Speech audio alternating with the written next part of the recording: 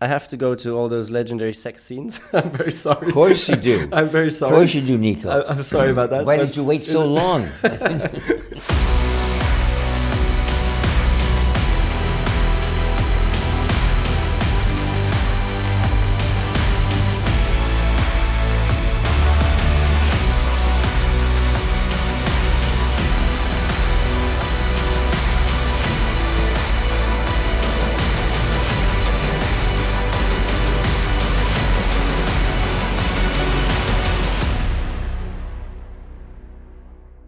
So I've, of course, listened to other podcasts and things about with you and about you, and I was surprised to see that you didn't actually want to be an actor initially when you were young. And then can you take us through how you first then got into that decision of, okay, let's go for it? Yeah. Well, I grew up in the East Coast. People always assume because of my father, Kirk, that I grew up in California, but my parents got divorced when I was 5 or 6, so I grew up in the East Coast, and I went to private schools, boarding schools, and this and that, and was thinking about maybe going to Yale University, and I was graduating from prep school, and to be honest, Nico, my ass was so tight that I thought, I have got to do something, make a major difference. So please explain the tight ass. For everybody who's listening. I was just a tight ass. It's just, I wasn't comfortable in my own skin. And, I was a bit of what we call a preppy in the East Coast. And so I remember you go to your high school, they have a college advisors, and they're a little bit like travel agents. They have these brochures, and they go through these brochures like a travel agent, looking at different universities, and I said, wait a minute. And I saw this brochure, and it said, Campus by the Sea. And I looked at it, and the cover, this was 1963, and the cover of the brochure, there was no ivy-covered buildings, no nothing. There was a guy walking down the beach carrying a surfboard, and 2 girls in 2-piece bathing suits. Now, back east, in 1963, I had never seen a 2-piece bathing suit. And all of a sudden, I saw this university with a guy walking with this. I said, I want to go there. So already interested in girls back then? I was in boys' schools all my life. I hope so. It was always boys' schools. So it turned out to be the University of California at Santa Barbara. And this was a time when the university system was really strong. Anyway, I went out there, 1963, and I became a hippie. I became flower power, all of that. So I was having a wonderful time in school, and finally, my 3rd year of college, they called me into the office, and they said, you have to declare a major. You can't keep taking general education courses. You have to declare a major. What do you want to go? What do you want to do? And I had no idea. I said, I don't know, man. What do I want to do? Okay, far out. I said, okay. And my mother's an actress. She's just not as well known as my father. My father said, I'll take theater, man. I'll do theater. And that was how I started, reluctantly.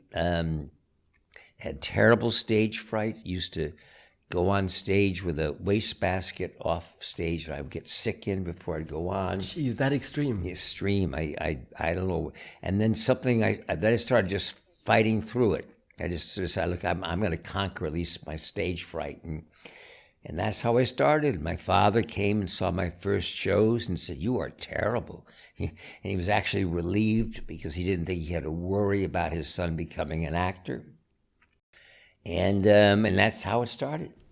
You now mentioned your father quite a few times already in this first part, so this seems to be a huge role in your life, and I can relate to that because I have also had a very strong father and very successful father. Do you think that also then resulted in this lack of confidence initially because you looked at your father and he was judged by society as cool, and right. And that was sort of where you had to go as a man to become accepted by society in your eyes, maybe. But of course, it's unattainable because it's so big. Do you think that resulted a little bit in this extreme lack of confidence that you had initially? I'm sure that I don't know if it necessarily was a lack of confidence in myself. It was just a stage fright of standing in front of people performing. I mean, other things I felt, comfortable about. But I'm sure his success and his persona probably intimidated me, certainly to go into this area initially. But I do share that with you because I know a little bit about your history, Nico, and realize that between car racing and other aspects of your life, that was a big climb. But you did okay. I think we did similarly well. I think in that sense. One more time on the stage fright. I think that's so cool because you've turned out then one of the greatest legendary actors of all time, and initially you had this stage fright and you were terrified. Can you tell us a little bit, because everybody who's listening also has stage fright when they go for a job interview or when they have something important, a meeting that they have to do or whatever. Can you tell us how you overcame this grinding that you said? Because I think that's such an important and crucial attribute on your way to improving as a human being. So if you can explain that a little bit better. I think two things happened. One, I was very fortunate to get a television series. It was called The Streets of San Francisco, the Strasse of San Francisco over here.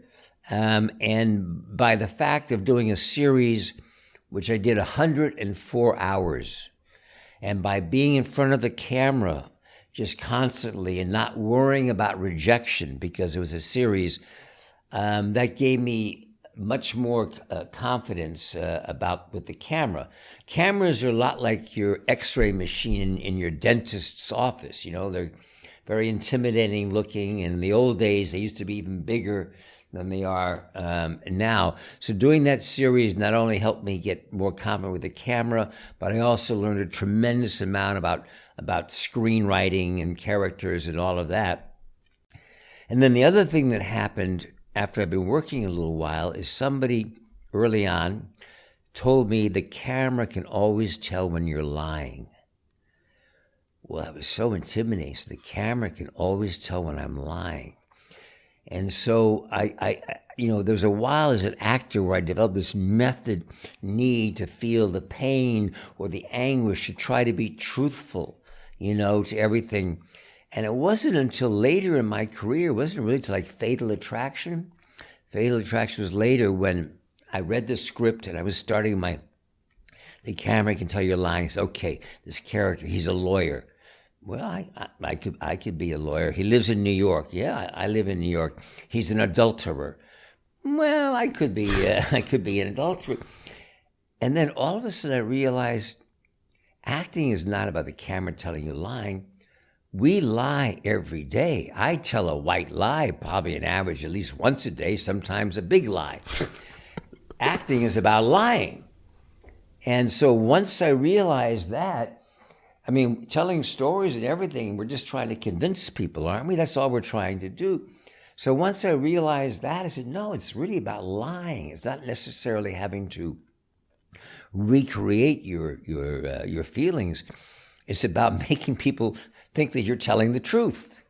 And just making that twist freed me up and gave me not more confidence, but just gave me much more freedom in front of a camera to say I can say anything I want because they don't know whether I'm telling the truth or not. So you've learned that you're a good liar. I'm a good liar. One of the key elements of being a good actor, I think, is being a good liar. Okay.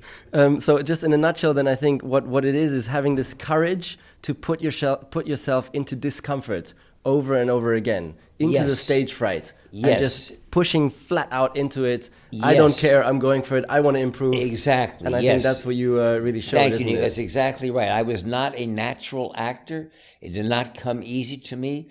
Early on, I was really bad, and I worked at it and just got better. You started in carts, right? Yep. So, and I know, but you obviously had a great talent. I don't know if there's any moment where you questioned your talent. I know you were very competitive, or were you already national champions right from the very beginning. Don't be shy. Don't be. No. I'm not the self-confident guy. I'm more the guy who always questions himself and thinks, "Oh, I'm probably never going to manage that." But I'm absolutely with you on the grinding. Right. I am such an extreme. Like So never you worked let go. at it. You flat out worked every single day, all day long. Also because I'm pretty sure there's guys out there who had a little bit more talent than me. Right. And definitely much more self-confidence than me. But I made up for it with the hard work. Yeah. That's it. And I think that's something we can relate on as well. And even taking I worked for 10 years with a psychologist and a philosopher for improving my mental side. Really? Working on my fear of failure, stage fright in our sport, which is fear of failure, same thing, to really try and improve on all aspects, and I'm certain that was a huge asset in the end, then, which allowed me to become world champion and achieve my dream. So a lot of similarities there, and I think it's a common necessary ingredient to success. I'm sure. Can you remember one of the most powerful grinding moments to get a role that you wanted, like where you did not let go and you got that one role that you had to have to get a breakthrough or something? Is there some special story or moment like that? Well, I had a unique situation early in my career where, as an actor, I was doing this television series, which was a big success on television. And at the same time, I had read this book, One Flew Over the Cuckoo's Nest, and was fortunate enough that my father had originally controlled the rights to it years before and was trying to sell it. And I had never thought of myself as a producer at all, but I loved this book. It just was one of the best books I had ever read. And I asked my father, look, I know you're trying to sell this. Give me a year, to run with this and try to get this set up for you to play the part of McMurphy, for the company to produce it. And he said, okay.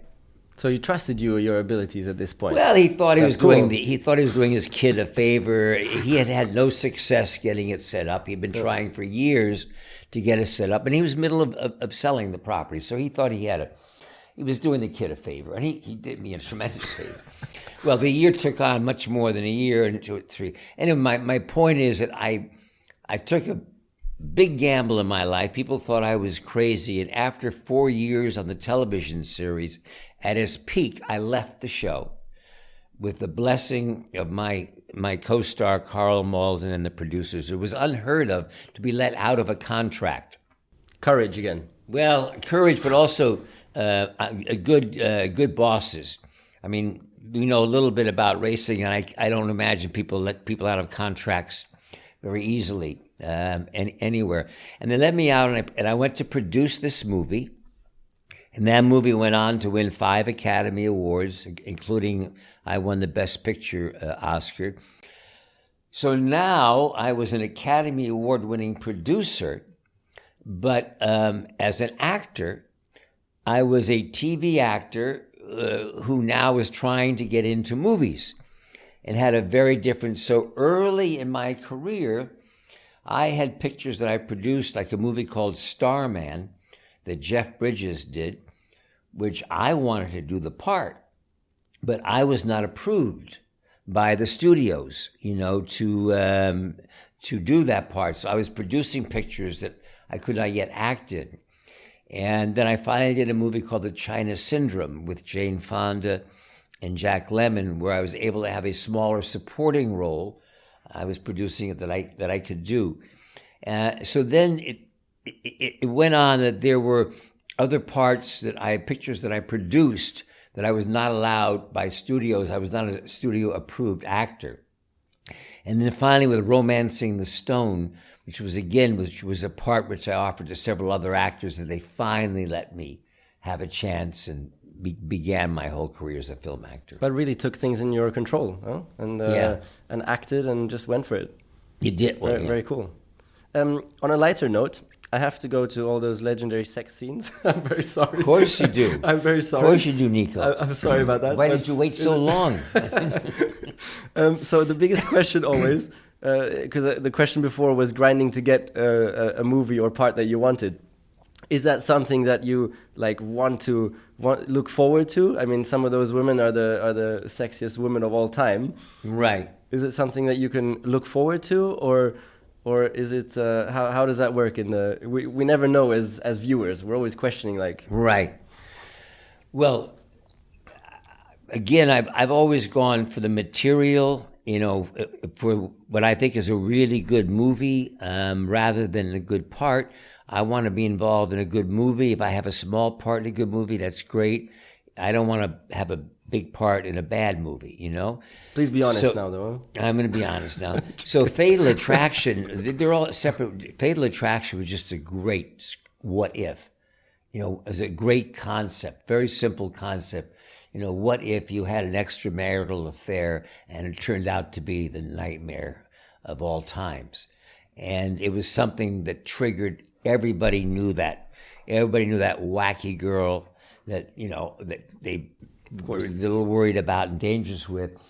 So that was just turned out to be a very, very successful movie. As far as doing sex scenes in movies, you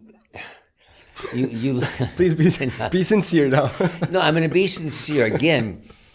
When you out of that acting is lying mentality, early in your career, you think that you have to have an affair and be intimately involved with your leading lady to be able to have these sexual scenes. And so earlier in my career, without naming names, there were people that I was intimately involved with.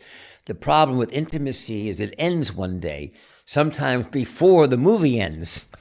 And the discomfort of having to work with a partner that you've been acting with, that you have been intimately involved with, and now you don't get along with each other. Please, one name. Is no. No one will stay. Oh, yeah, right. What happens in Monaco and is said in Monaco stays in Monaco. I know how popular your blog is, Nico. I know how popular your blog is. I mean, there'll be a few of those newspaper reporters and that. So anyway, so when it came to like Fatal Attraction, sex scenes are a lot like fight scenes. If a fight scene in a movie is choreographed very carefully, okay, I throw the punch here, boom, your head goes back, okay? Then you're going to kick me, boom, I'm going to go over, and you go like that. You start off very slowly, like a dance sequence. Punch, reaction, boom. Sex scenes are literally the same way, except it's important that you share with your partner, the lady, what you're going to do. So there's not a moment of feeling like I'm being taken advantage of. So it's okay. Kiss, kiss. I'm going to touch your breast here, okay? Kiss, kiss. You're ruining it for us. Here. I know. Well, I'm going to grab you here, right? Okay. And then what happens is that you then, and like with Glenn Close in that picture, you go, okay, kiss, kiss, grab, bum, bum, bum, bum, bum, bum, bum, bum, and then you pick it up, and then you go, okay, action, and then boom, you do it, and it all looks like it's happening impulsively, and that's sort of the secret of how to pull off an effective scene.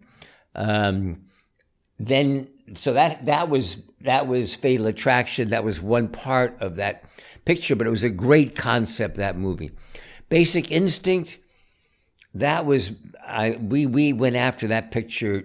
It was 1992. It was a very conservative time, and we being myself and Paul Verhoeven, the director, we wanted to do a slam dance. We wanted a slam dance. We went for it. And Paul, who's done some wonderful work and has that wonderful Dutch Calvinist way of dealing with sex. I mean, we kept meeting with actresses, and he would keep telling me, "Yeah, there'll be nudity, huh? Yeah, nudity."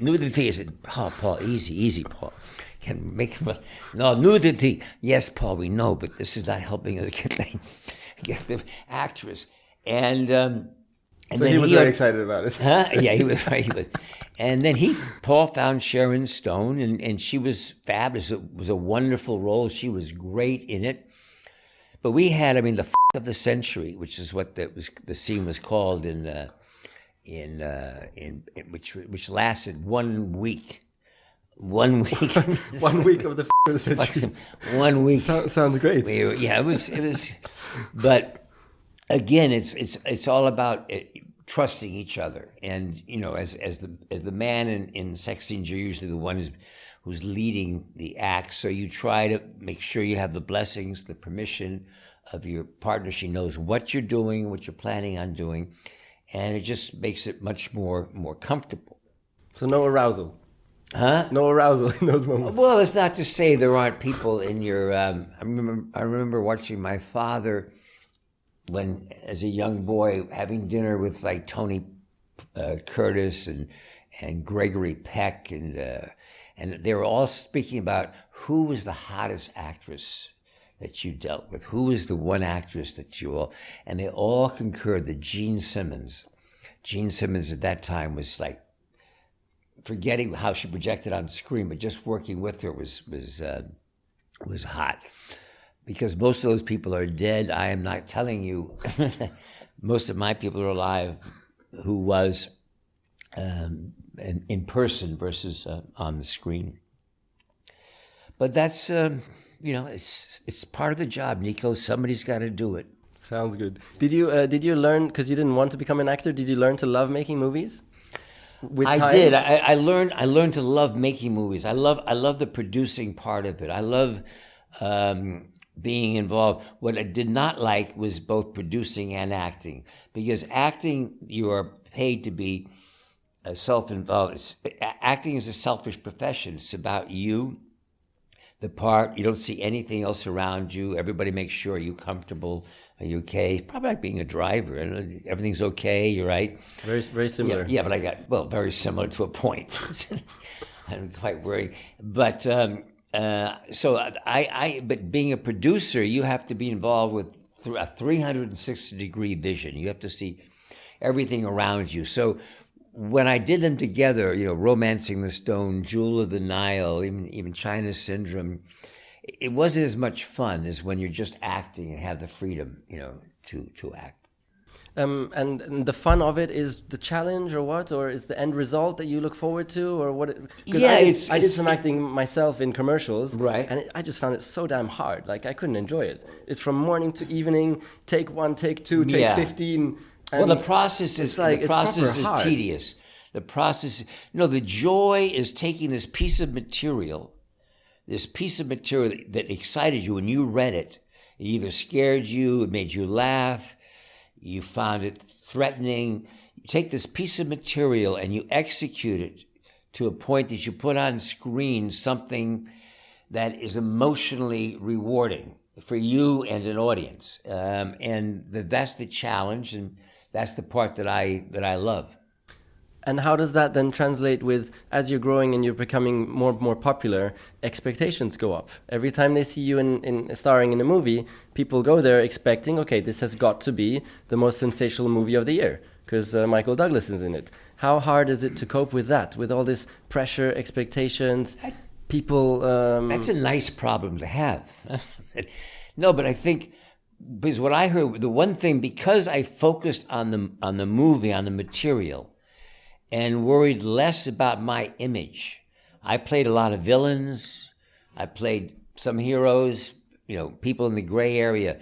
So the best compliment that I used to get, it says, when I see your name, I don't know what it's going to be, but I know it's going to be good. And that to me is what I wanted. So audiences seem to say, this guy's got a pretty good average. I go see his movies, movies like The Game, which was like unpredictable, movies you're not quite sure where they're going to come from. So I found that with my instincts, that if I liked the material, and as a producer, I could have, even though I was acting, I could have a lot to deal with the execution of that material, then normally most of the times there'd be an audience out there that would like it too. So that just gave me confidence to continue. Beyond that, I can't. You can't worry about the distribution or what time of the year the picture's coming out, or if there's another movie. You just try to do the best that you can. So you were able to separate yourself quite a lot from what people were thinking and saying about you? Well, I never knew much really what people were saying. I mean, I knew the press that you're getting, but I never was a fly on the wall.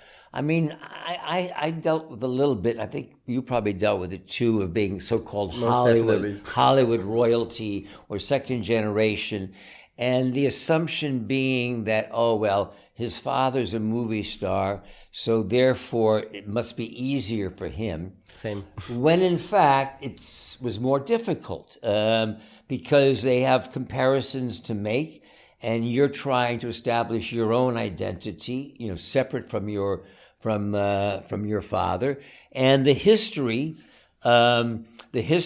in my business of second generation actors, as it is with second generation drivers, is not great.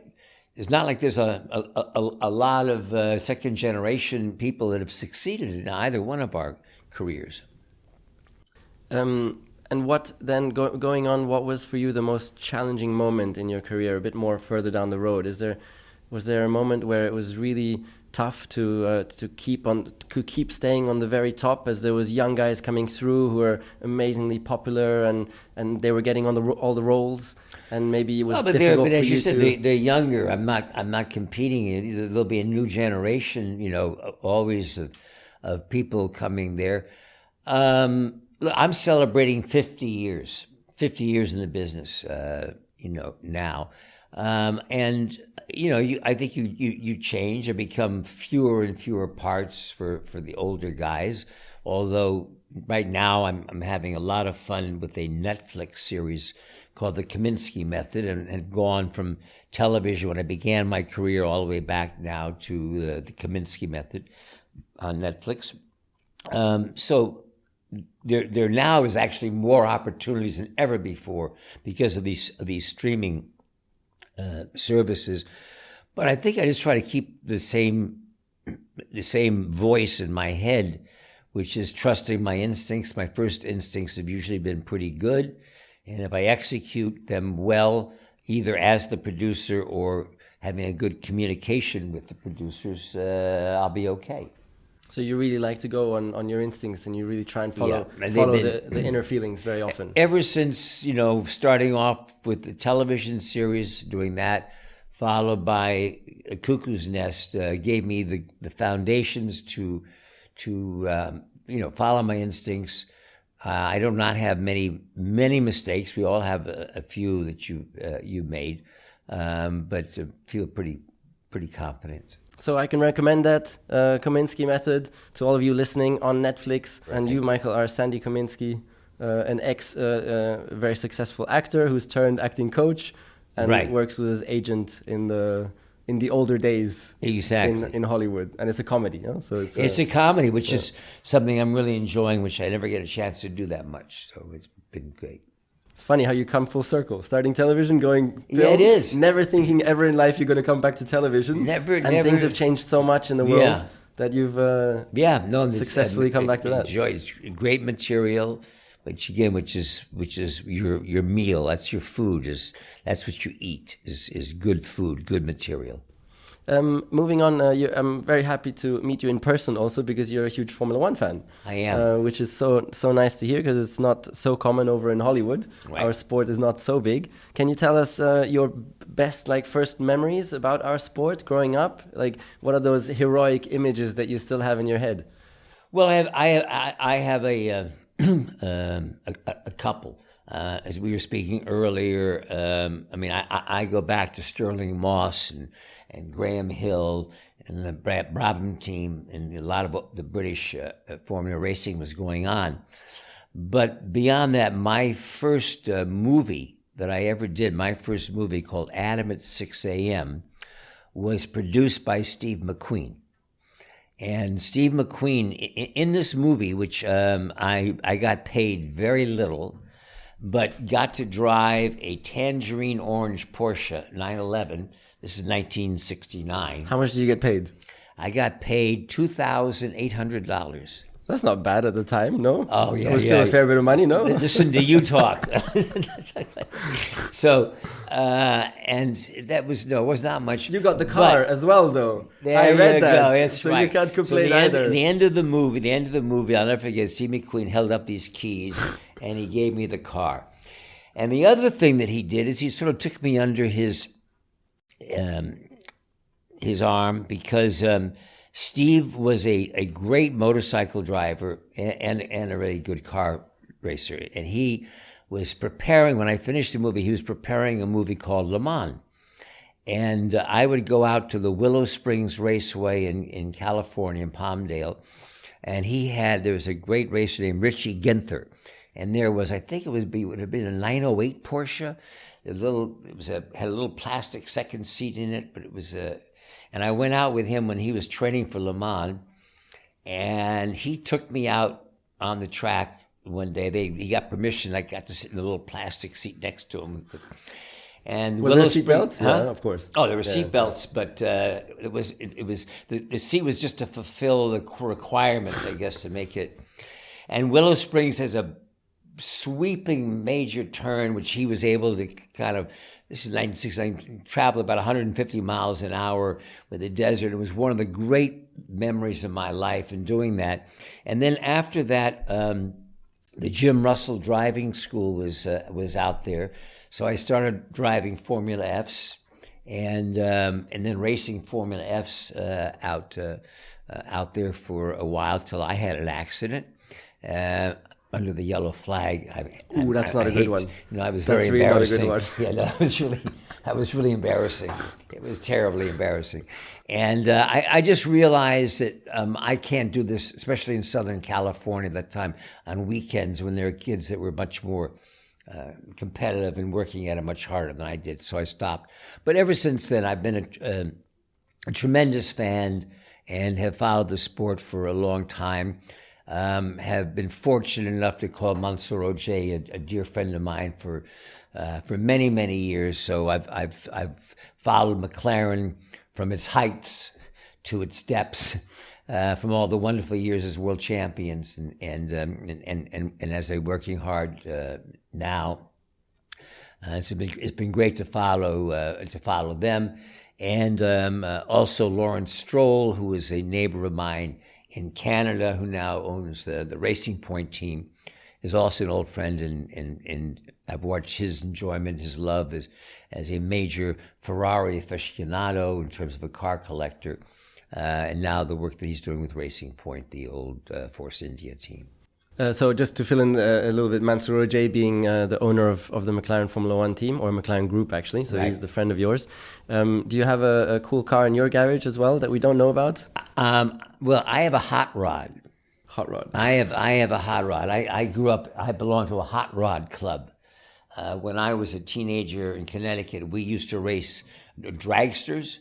So we had our hot rod club had a C dragster, Class C dragster, which we raced. So I have a 1933 Ford with a Chevy Corvette engine in it, and beyond that, now I got that new Tesla X, which I like a lot. Yeah. So you take the hot rod out in it's California a cruiser from time to time? No, this is back east. Okay. Yeah, it's a street cruiser. So if I come there, will you take me for a ride one day? Of course I will. I can jump in? You jump in, absolutely.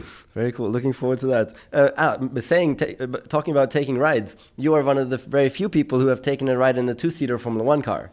The West. You are one of the very few, like all of the people listening don't actually know how does it feel in the Formula One car. Well, Can you please take us through the feeling? What is it? It's tandem. You sit right behind the driver, and this was a series when they eliminated cigarette companies, as sponsors, and West started this line. Well, the thing that was the biggest memory I have in history was the braking. It was one thing we talk about the acceleration, but your pressure on your neck with the braking, I could not believe. And I don't know, would you guys do a lot of training on necks? Yeah, neck is one of the toughest muscles to train, and It's the most difficult to hold your head up for the whole race. extremely tough because your head with the helmet weighs 35 kilos when you're in the cornering. So it's like you're lying on your side and you put 35 kilos on your head. That's what you need to hold up. And that over constantly through the lap, like over seconds and seconds. And I couldn't believe just going forward, the braking when it's going forward, how it just... Did you smack into the front or did you hold... No, I held up and I said, this is, my goodness, this is a lot of, a lot of pressure. But I mean, it's beyond when you look at the things. I mean, you guys come out of carts and all of that, so I guess this is how you gradually just move your ways on up to faster and faster. And of course. Yeah. It's tighter, but it's for anybody out there. This is on another planet. You guys are on truly another planet in terms of your speed and your timing. I'm happy to see the safety factors that have been incorporated in the last 10 or 15 years. I go back to Mansour to Tonsena and earlier times, and it's makes me feel much better to see the increased safety factors that's going into the sport. So it was like a powerful way for you to get even more respect and passion maybe for our sport, to actually experience what it's about, right? Oh yeah, no, I have. You guys are warriors. I mean, there's a reason that you're as respected as well as you are, and I admire you, Nico. We were talking before that you stepped out at a wonderful time with all of your successes and to enjoy your wife and your kids. And I salute you. Like many athletes and others, sometimes people, don't leave at the right time. So I think, not that you need any other support, but I think you did. It feels right. It feels right, and that's what matters in the end. Onto a more difficult subject, of course, the fight you had with health, with cancer. It was stage 4, and stage 5 is the end. Right. So can you take us through how you fought through that? Was it mentally, physically? What was the toughest part? And how has it changed you today to become a happier person, maybe? Yeah. Well, I'm alive, right? But the tough part was it went misdiagnosed for so long. I mean, I was complaining about issues and problems for over 9 months. And they kept giving me antibiotics and this and that. And finally, after 9 months, they discovered this substantial tumor. So I was not in a good mood to begin with as far as the doctors were concerned. And I moved on to my cancer specialist, but I got to tell you, I fired every other doctor I had around me till then. I sort of the old-fashioned way. I kind of went with the flow.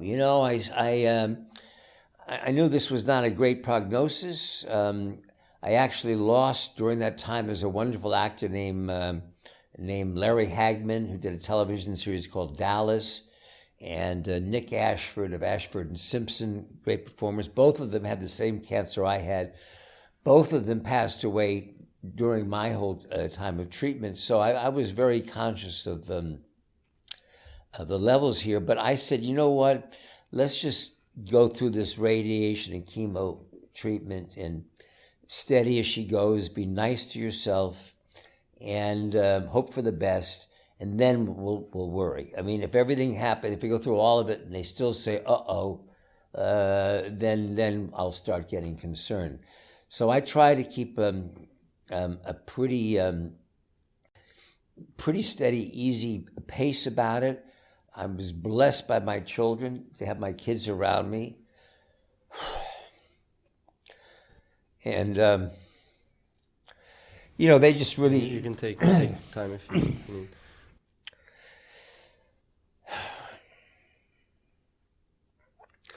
But they were very supportive, without, knowing completely what was going on, but knowing the degree. So it all, we all succeeded and got through it, and then wasn't sure if I was going to ever work again. And then Steven Soderbergh sent me this wonderful script on Liberace, Behind the Candelabra. And I was so excited. It was a great part.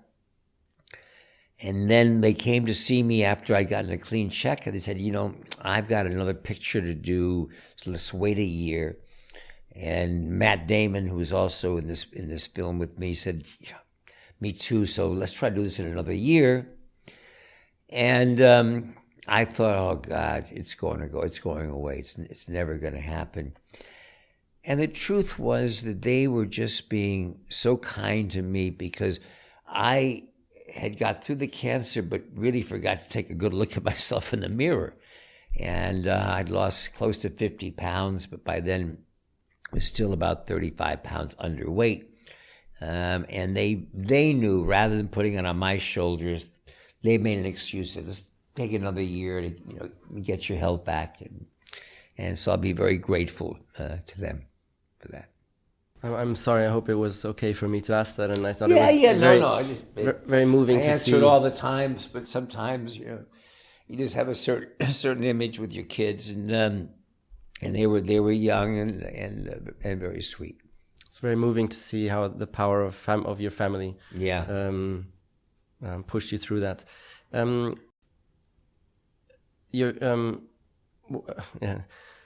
What would you say to your young self now? You're 18, and it's just before you've done that decision to go into acting. You're in university with all the experience that you've now had, and that's on two sides. One, for more easy, or it's difficult to say, more business success, isn't it?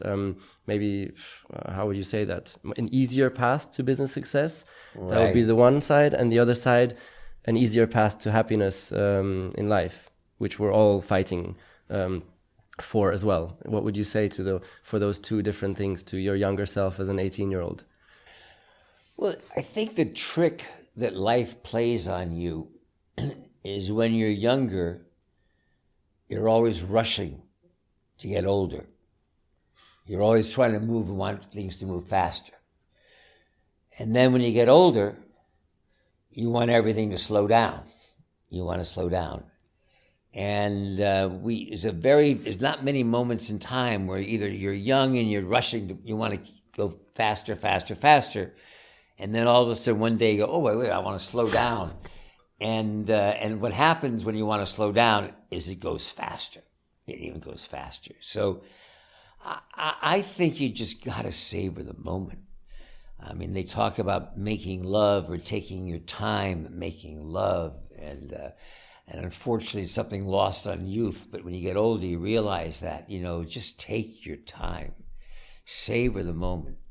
And I'm looking now at these kids, because of all the social media is there. It's because of all this action.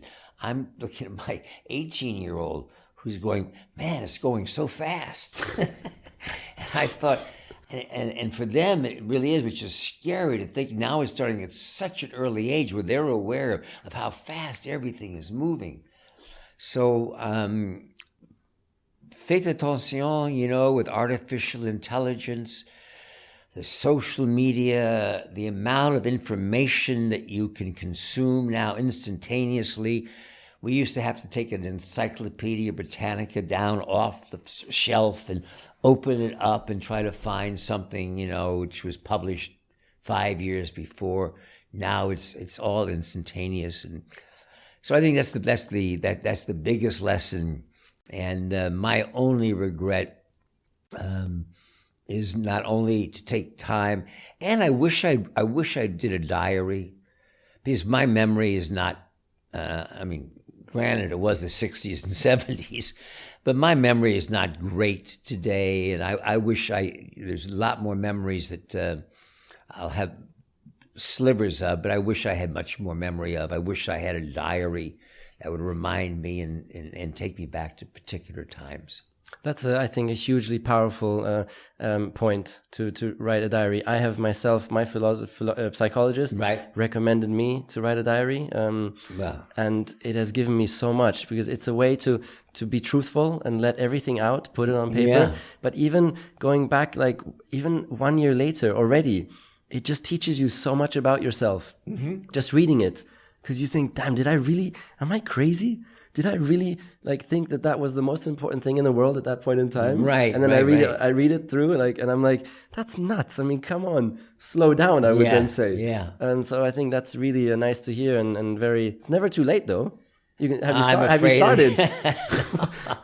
No, what I started doing, which is helpful anyway, is just my calendars.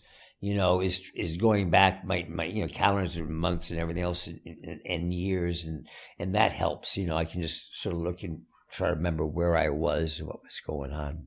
And do you have one short recommendation how to slow down? Is it, for example, simplify life, take times away from social media? Would you have what are you telling Dylan and Karis specifically to find a way to slow down? No, they don't listen anymore. No, they really don't. I mean, they're wonderful kids, but there's that expression, unsolicited advice can be interpreted as a hostile gesture. So I'm very very careful on that. But they're doing great. I think it just depends. But just everybody can't be masters of the universe, and kind of look at what's in front of you and do the best you can with that before we fantasize, and then be careful what you wish for. I had at a certain point in my career when I was on top of the world, I was overwhelmed between acting and producing, having a large production company. We were financing movies as well as my acting, and it was not an enjoyable time. I would come exhausted off acting in a picture and have a pile of scripts that were in mediocre shape, which I would have to work on in reworking, and I guess also to find joy in life beside your work, to find other things that you like to do beside your work.